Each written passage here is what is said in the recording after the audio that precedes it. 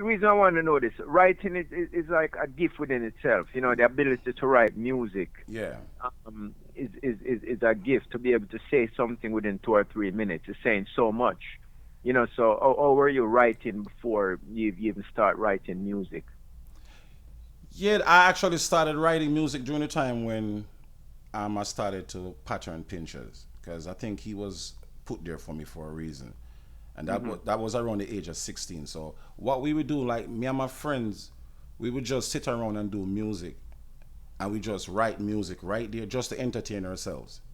That's how we started. I started writing music first. It was all about joking, trying to join on another friend, and from there I realized to myself like, yeah, this is really working for me, you know. And then, as I said, I had so much to say. I just turned it from a joke into some serious music. But I started writing first, and it used to amaze me on the lyrics that I used to come up with. And today, I'm telling you, when I look back, I see that the Most High have been with me my whole life, and He was the author behind my music, the whole life. But I just didn't know. Yes, all right. I tell you what, let me run another track right here so the massive can hear. Massive Tweeta Bird, and for those of you here from the Baltimore DC area who have been to the Jamaica Day Fest, also down in the Independence Day event we had down in Silver Spring.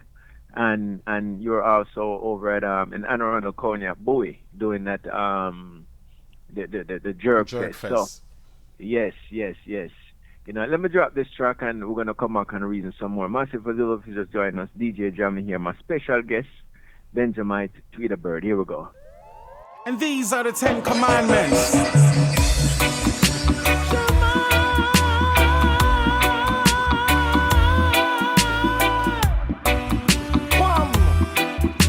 Benjimite. Shema Yasharala. For Israel, our God is one. Shema Yasharala. For Israel, our God is one. The Most High spoke to the Israelites, saying all these words. I am the Most High power, which have brought thee out of the land of Egypt, out of the house of bondage. Thou shalt not have no other gods before me. Thou shalt not make unto thyself any graven image of anything that is in heaven, above, or beneath the earth, or in the water. Thou shalt not bow down thyself unto them, cause the Most High is a jealous God, visiting the iniquity of the fathers upon the children, unto the third and the fourth generation of them that hate Him, and show mercy unto thousands of them that love and keep my commandments. Shema Yasharala, for Israel our God is one. Shema Yasharala, for Israel our God is one. Shema Yasharala, for Israel our God is one. Yes, massive sounds coming from Tweeta Bird. Now, Tweeta, what part of Jamaica you grew up in? I'm from Kingston near Barbican. Barbican area. All right. You know, so you talk about the sound system years before recording, and when you're in Jamaica, if your voice not ready and all them things, you can't even get a mic For real. to go on a sound system. So tell us about that and the introduction into the sound system arena. Yeah, for one, the place where I come from have a lot of sound system. It was like surrounded, like almost everybody had a sound system in their yard. And music always playing, and you know what, back in the days, they just play a song, they flip the rhythm over, and they would, as I said, once they see me walking by, come here, Tweeta Bird, you have to sing a song. And then one song turned into two, and turned into three and four song. And sometime when I started singing, you might be four and five people there. And when you look around the place, it's full with people. Because when I was very young, I had a very girlish voice. That young voice that Michael Jackson had, that voice, I had that. So, we just go to people's house at sometimes and we just do music there and just sing for hours and hours. And every time I sing, they would always record a cassette of me singing. And after doing that for a while, you get to grow and love that and stuff. And then I had a sound system for myself in my house where I would record and sing. But throughout the community, it's just so much sound system there, brother. And I said, they just, like me, I have to give thanks to the Barbican people.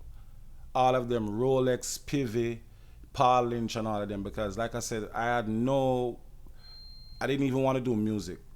And they're the one that actually pushed me. And to how I love music today, I just want to say thank you to my brothers and sisters. But it was them, man, who just said, come Tweeta Bird, sing, and would bar me off so I can't leave. So. I'm like, it's like, yo, man, you can't be singing and you're not going to. For real. Yeah. And that's how the bird come along, because now I have to start flying from them now, Real.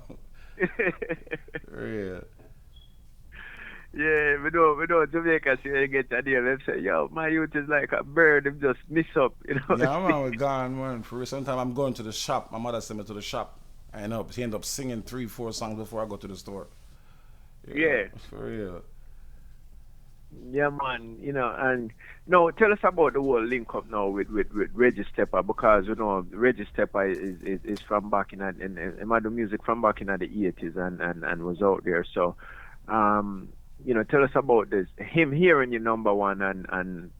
Yeah, Reggie was a well-known artist in Barbican, Grand Spain era, and many places and things. So many people know him, and he was an artist that we look up to and in the community. And we grew up and I know him well. And most of the times when I'm singing, he would hear me. He always give me strength and say, you can sing, you need to pursue it. Or he would correct me like, you were too flat the other night. You need to move on stage. Until finally he came to me one day and he was like, listen to me, my schoolmate is about to start some music thing and I want him to listen to a CD. You got a CD? And I said, yeah, and I gave it to him. And he came back to me and he was like, the guy like your songs, he actually want to record the whole album. So I smiled and he introduced me to the guy, and then he showed me what he was about, and we started doing music from there. And Reggie was going on tour because he had a song called Kimbo King and a song called Whining Skill. Come on, little girl, come on. With him, Yeah. and yeah, so he wanted a singer to go on tour, and he did so much to make sure that I got through to get to the show. Mm-hmm. They got my emergency passport and everything and took me on tour and took care of me like a father, and like I said, once I start going on tour and getting this experience now, I starting to grow the love for it. And we were signed to this contract for about 3 years. And So yeah. you actually start touring even before you started to record. Everything happened so fast, like within about 4 to 5 months. I went to the studio like about 2 weeks after he got my cassette.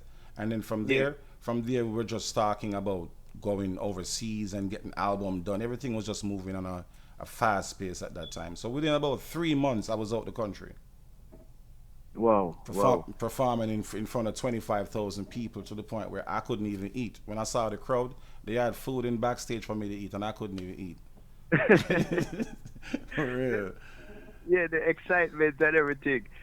So no, let's talk about record, you and actually getting into the studio for the first time, and tell us about the feel and what was going through your mind, and just how was the experience in first time getting into the studio. Well, it seemed like I walked into a whole new world where I've heard the music many times. I know it's the first time actually going to see the whole thing layout. It was like a kid walking in Wonderland. It was amazing to see everything that I was seeing, and I actually went in and other people were recording, and I was just waiting to get in there to see what it was like to get the microphone and to hear the earpiece and feel what it feels like. And when I got back there and I looked through that little box and I saw everyone looking at me, it's like I wanted to do the bird thing again, but I couldn't move. You're the glass, so you can't run. I can't run, so But it was a very good experience though, and I learned a lot because as much as I thought I could sing, by me recording, the engineer would tell me, and I was learning there how to hit higher note, where to, So it was a learning process, but it was amazing to be honest. I came back home, I couldn't stop talking about it, telling people what I see and how them record and how them pause and everything. It was amazing to be honest. Yeah, yeah. It was like getting that real. So after recording now and then going overseas and all of that. Now you talk about after you see the amount of people you couldn't even eat, but tell us a little bit more about that and stepping out in front of so much for people. You know what I mean? And have to sing and having that shyness. How did you deal with this? And when I guess that butterflies are Yeah. flies disappear. Yeah, you see that thing right there is such an amazing thing, and because what happened is this now, you'll be backstage waiting to go on stage 20, 30 minutes, and you just have that butterfly, and as soon as you take that microphone, and they call you and you step out on stage, it's like it just disappears. It just goes away in like about 40 seconds. It's gone. Mm-hmm. And then it's one thing with me that because Pinchers noticed that I was shy, so he told me, he said, when you sing, look above the crowd. Because and that's what I had to do with that crowd, that 25,000. I had to look above them and actually start thinking like I was in my bathroom singing, where it was just Yeah. me by myself. And that's how I have to get through situations like those. And then after watching or listening back the tape, you'll be like, wow, Yeah. you heard No. it. How was the response? The response was good. It was Yeah. good because the songs that we sing, people already knew them, like the "Come On Little Girl, Come On," and Mm-hmm. songs like those. Yeah, because Piper had a production that was going on in the island real strong, so the people were familiar with most of the music we were singing, and the people in the Bahamas, man, they just party. Seriously, they just party. It's a whole different level of island partying when we went there, and it was just great. But like I said, they were familiar with the songs, so that make it a lot easier for us. They were actually singing the songs with us. So Yeah, because the noise and thing. Now, after that initial part happening so fast, and I guess now within you.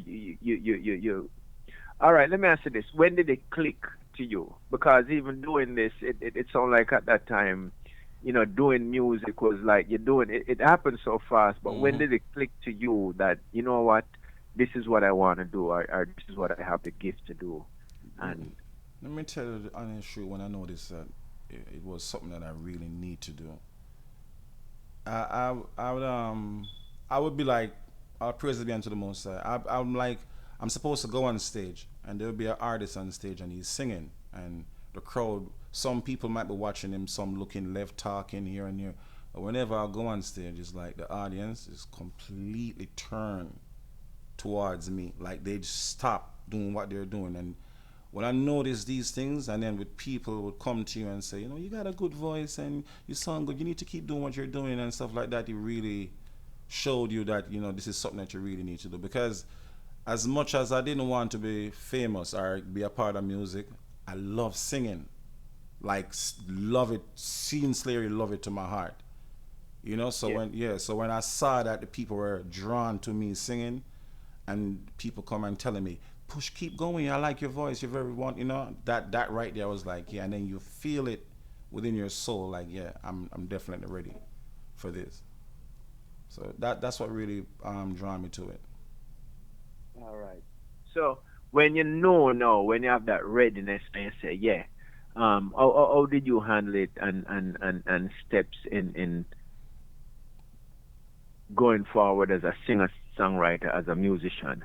Yeah, what I do in those times is like the pace of music that was going on, which I was trying to write music to match what was going on, trying to fit in.